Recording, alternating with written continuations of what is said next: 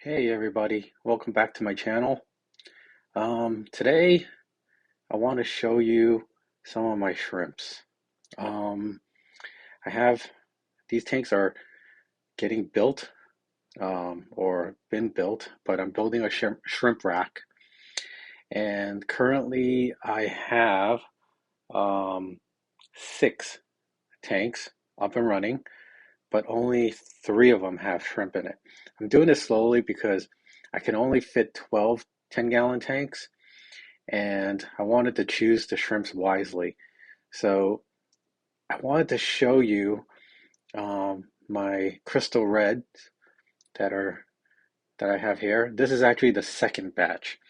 If you listen to my or watch my first video, I've been having some trouble with keeping shrimps. I started off with some crystal reds, and they pretty much all died off with the exception of one. I had 10 in the beginning, and only one ended up surviving. I didn't know why. Um, I guess it could have been the water quality, or the newness of the tank. But this tank has been cycled from a few months, all right, but sitting, not doing anything. But there was changes that I think has helped, and this is the second batch, and I've had it for about a few weeks now, and they're doing great. They're eating. So let me talk about the few things I did. One of the things I did was I had a light on the tank, right? Full spectrum light, a Fluval LED light that I've had for a while. It's about 5500 Kelvin. And what happened was I had it on a dim setting because I wanted to make sure I didn't get a lot of algae while I was cycling the tanks, right? But I left it at that dim setting, and I think that dim setting caused fungus to grow, that white fluffy stuff that you see on like um, driftwood you when you are when you first put it into the tank, because there's an excess amount of like tannins or proteins or whatever. Um, so I turned up the light. First thing I did. Second thing I did was I started using Batcher AE in all the tanks. Um, the reason why I did that was because I read somewhere, or I saw on the back of the container, that it helped promote, or it provides the tank with healthy bacteria and creates biofilm. And I figured, hey, look, it's probably good for the fish. I mean, I'm sorry, the shrimp to have biofilm. So started putting them in. And I put them into all my empty tanks too, even though they're cycled, but I put them in there. And I've noticed my shrimps have done better. Of this second batch, I only lost one the next day, but I have been, doing pretty well with it.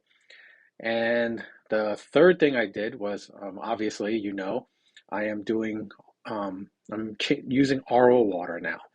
RO water to change the water about 10%, sometimes 20, 25% um, every week.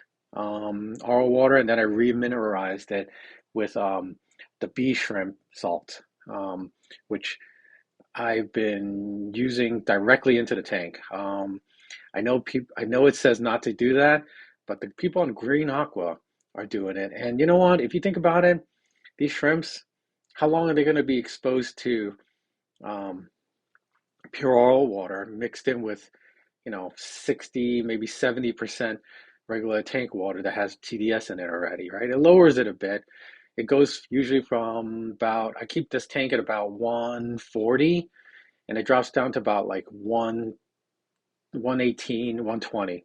So I remineralize it right after I do the water changes, turn on the filters, and I use power heads, by the way. I don't use air pumps, okay, because I can't stand the noise of the constant bubbling action. So I basically use air power heads on all my sponge filters.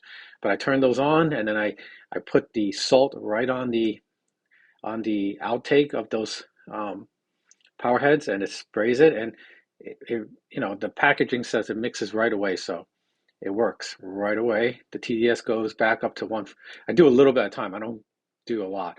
I do a little bit check with a TDS meter, and then I do it again until I get the desired level about 140. Um, I've also been feeding Shrimp King. This is a Shrimp King uh, pellet, protein pellet. They seem to like it, but they love the snow pop.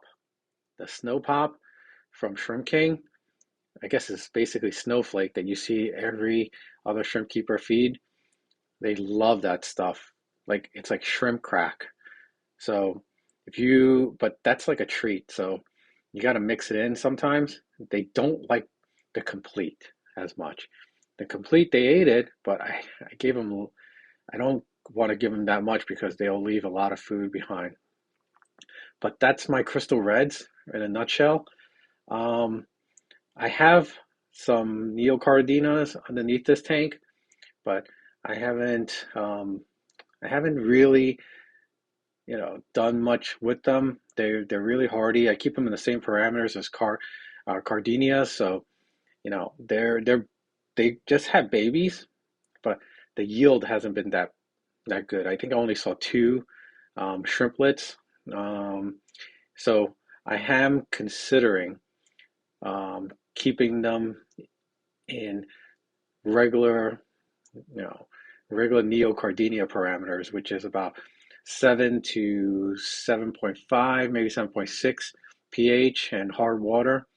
Haven't decided to do that yet. That means I'll have to probably take out the ADA Amazonia soil, which I'm using to buffer it.